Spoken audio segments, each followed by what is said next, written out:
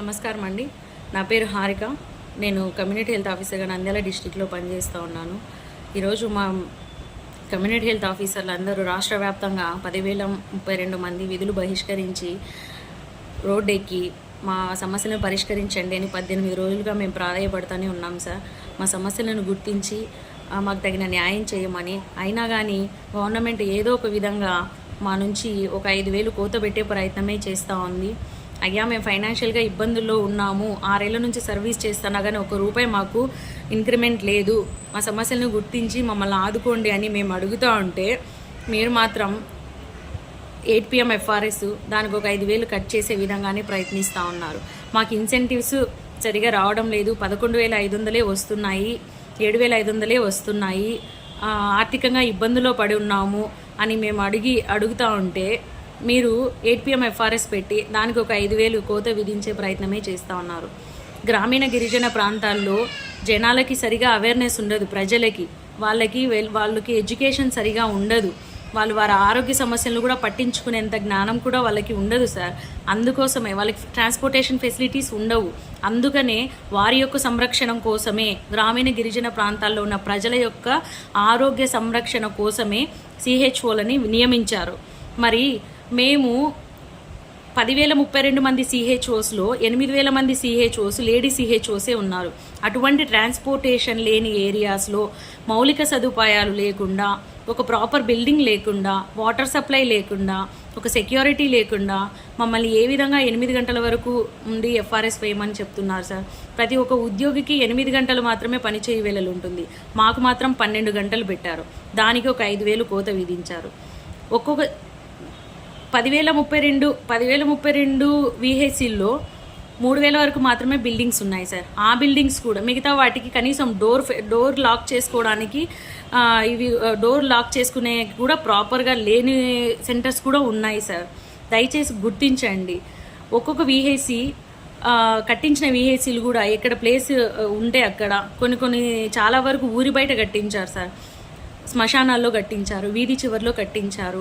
ఏదైనా ప్రమాదవశాత్తు మాకు ఏదైనా ప్రమాదం వచ్చి మేము గట్టిగా అరిచినా కానీ బయటికి వినిపించనంత దూరంగా ఉన్నాయి సార్ సెంటర్స్.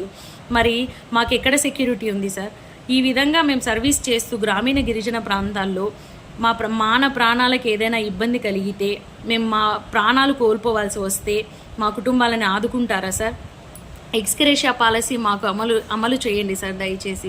ఈ విధంగా మాకు ఏదైనా సమస్యలు తలెత్తితే మా పిల్లలు మా ఫ్యామిలీస్ రోడ్డున పడే అవకాశాలు ఉంటాయి. దయచేసి మాకు EPFOని పునరుద్ధరించండి సార్. ఇవి గొంతమ్మ కోరికలు కాదు సార్. ఒక ప్రైవేట్ ఎంప్లాయీకి కూడా EPFO ఉంటుంది, కానీ గవర్నమెంట్ కాంట్రాక్ట్లో పనిచేస్తున్న వాళ్ళకి మాత్రం అర్హత లేదా సార్ EPFOకి? దయచేసి మాకు ఫైనాన్షియల్ సపోర్ట్ ఉంటుంది సార్. ఏదైనా ప్రమాదాలు వచ్చినప్పుడు, లేదంటే ప్రాణాపాయ స్థితులు వచ్చినప్పుడు మాకు అది ఫైనాన్షియల్ సపోర్ట్గా ఉంటుంది. దయచేసి EPFOని పునరుద్ధరించండి సార్. 8 PM FRS మేము 24/7 సర్వీసెస్ చేస్తాం సార్. కానీ ఒక లేడీ CHO 24/7 సర్వీసెస్ చేయడానికి కావలసిన మౌలిక సదుపాయాలు మీరు కల్పించారా సార్? దయచేసి ఇది ప్రశ్నగా తీసుకోవద్దు. నేను ప్రశ్నించడం లేదు, మిమ్మల్ని విమర్శించడం లేదు. అక్కడ ఉన్న సిచ్యువేషన్ నేను ఎక్స్ప్లెయిన్ చేసే ప్రయత్నం చేస్తూ ఉన్నాను. తర్వాత గ్రామీణ గిరిజన ప్రాంతాల్లో ప్రజలకి మేము చాలా చేరువయ్యాం సార్. 6 ఏళ్ల నుంచి సర్వీస్ చేస్తూ ఉన్నాం. ఏదైనా కారణాల చేత, అంటే ఏదైనా మాకు ట్రైనింగ్ ప్రోగ్రామ్స్ ఉన్నప్పుడు DMHO ఆఫీస్లో అటెండ్ అవ్వాల్సి ఉంటుంది, లేదంటే మా పర్సనల్ రీజన్స్ వలన ఎప్పుడైనా CL పెట్టుకున్నాము ఒక 2-3 రోజులు, లేదంటే పబ్లిక్ హాలిడేస్ వచ్చినప్పుడు కానీ వాళ్ళ ట్యాబ్లెట్స్ BP షుగర్ ట్యాబ్లెట్స్ వేసుకోరు సార్.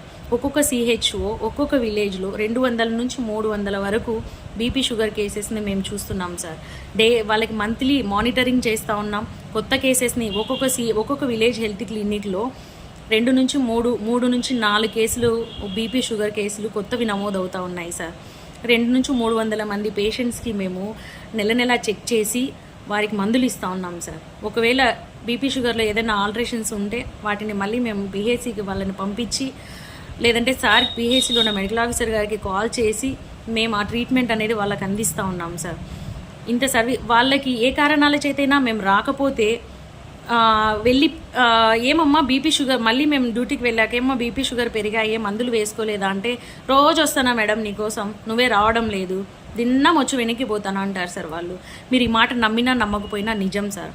ఎందుకంటే ఈరోజు మేడం ఇక్కడ రాకపోతే పిహెచ్సికో సిహెచ్సికో వెళ్ళి తెచ్చుకోవచ్చు కదమ్మా అంటే అక్కడికి ఎవరు పోతారులే మేడం, అది దూరము, నన్ను ఎవరో ఒకరు బండిలో పిలుచుకొని పోవాలి, ఎవరు పిలుచుకోపోతారు, నన్ను ఎవరు పిలుచుకొని వస్తారు అంటారు సార్ వాళ్ళు.